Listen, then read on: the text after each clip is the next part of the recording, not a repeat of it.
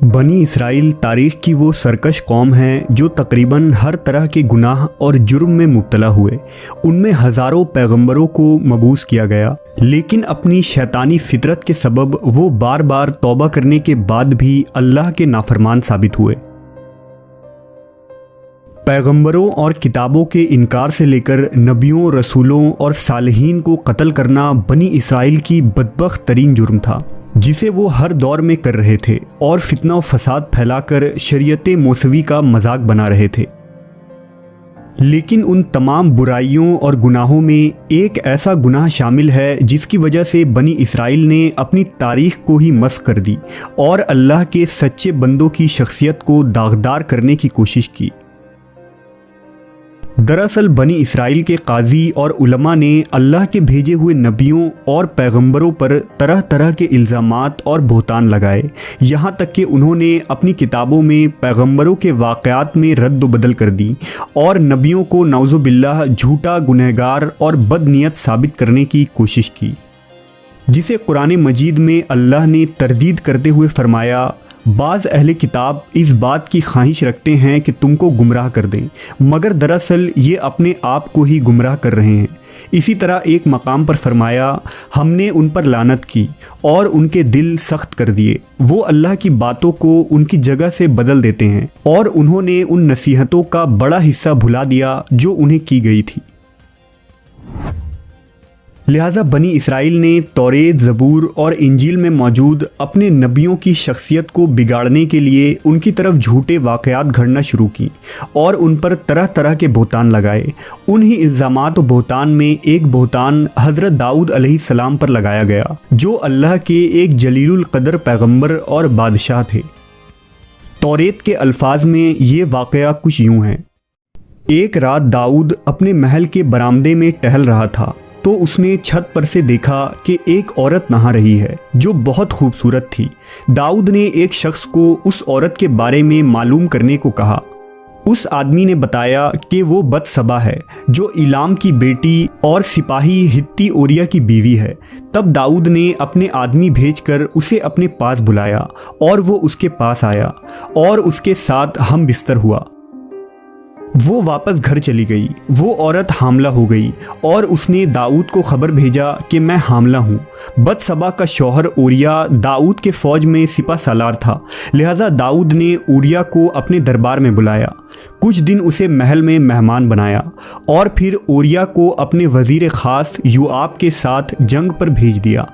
جب یوآب اوریا کے ساتھ جنگی محاذ پر پہنچا تو داؤد نے یوآب کو ایک خط لکھا کہ اوریا کو جنگ میں ایسی جگہ پر رکھنا جہاں موت کا زیادہ سے زیادہ خطرہ ہو۔ چنانچہ یوآب نے اوریا کو فصیل شہر کے بیچوں بیچ تعینات کر دیا جہاں حملے کا سب سے زیادہ خطرہ تھا، جبکہ اوریا کو اس سے قبل جنگ کا کچھ خاص تجربہ نہ تھا۔ صبح ہوتے ہی دشمن کی فوج شہر سے باہر آ گئی اور جنگ کی شروعات ہوئی۔ اوریا ناتجربہ کار ہونے کے باوجود انتہائی بہادری سے دشمنوں کا مقابلہ کیا، لیکن وہ اور اس کے ساتھی دشمنوں کے سامنے زیادہ دیر کھڑے نہ ہو پائے اور دشمنوں نے تیر کی بارش کر دی جس سے اوریا شہید ہو گیا۔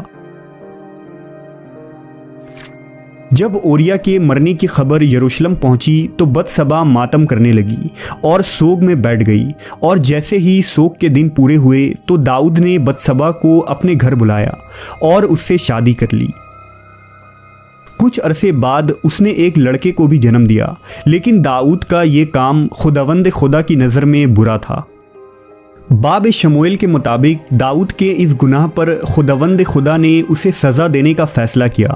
ان دنوں ناتن نبی جو یروشلم میں تھے وہ خداوند کے پیغام کو لے کر داؤد کے پاس آئے اور داؤد سے کہا کہ خداوند کہتا ہے کہ میں نے تجھے مقام و منصب عطا کی، تجھے یروشلم کا بادشاہ بنایا، تب بھی تو نے یہ گناہ کیا۔ میں تو تجھے اور بہت کچھ دینے والا تھا، لیکن تو نے خداوند کی نافرمانی کر کے یہ برا کام کیا۔ تو نے ایک شخص کو مروایا، اس لیے میں عذاب تیرے گھر میں ڈالوں گا۔ کچھ دنوں بعد بتسبا سے داؤد کا پہلا لڑکا پیدا ہوا تو وہ ایک بیماری میں مبتلا ہو گیا اور کچھ ہی دنوں میں وہ مر گیا۔ اس بچے کی موت سے داؤد سمجھ گیا کہ خدا اس سے ناراض ہے اور یہ اس عمل کا انجام ہے جو اس نے ماضی میں کیے تھے۔ بچے کی موت کے بعد داؤد نے روزہ رکھا اور خداوند کے سامنے سجدے میں گر پڑا۔ وہ پچھتا رہا تھا اور خداوند سے معافیاں مانگنے لگا۔ داؤد نے سچے من سے ایماندار ہو کر اپنی غلطی کو خداوند کے سامنے تسلیم کیا اور توبہ بھی کی۔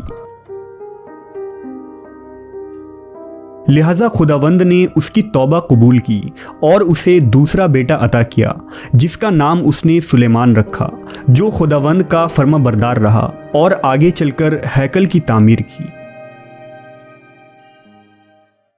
علماء یہود نے اپنے مقدس کتاب میں جو الزام حضرت داؤد علیہ السلام پر لگائے، اسے اتنا عام کیا گیا کہ یہ زبان زد ہو گیا۔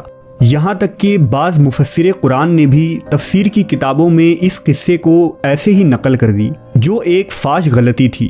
اس قصے پر تحقیق کے بعد امام فخر الدین رازی نے لکھا ہے کہ داؤد علیہ السلام کی طرف یہ منسوب افسانہ گناہ کبیرہ کے قریب تر ہے، جو سراسر باطل اور بیہودہ ہے۔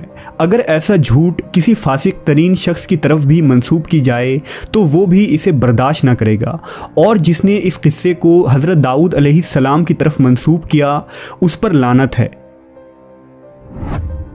دراصل اس قصے کے پیچھے چھپے اصل حقائق یہ ہیں کہ جب حضرت داؤد علیہ السلام کے بعد آپ کے بیٹے حضرت سلیمان تخت نشین ہوئے تو اس وقت بنی اسرائیل میں ایک جماعت حضرت سلیمان کے بادشاہ بننے پر ناخوش تھے اور وہ سلیمان علیہ السلام کے مخالف ہو گئے۔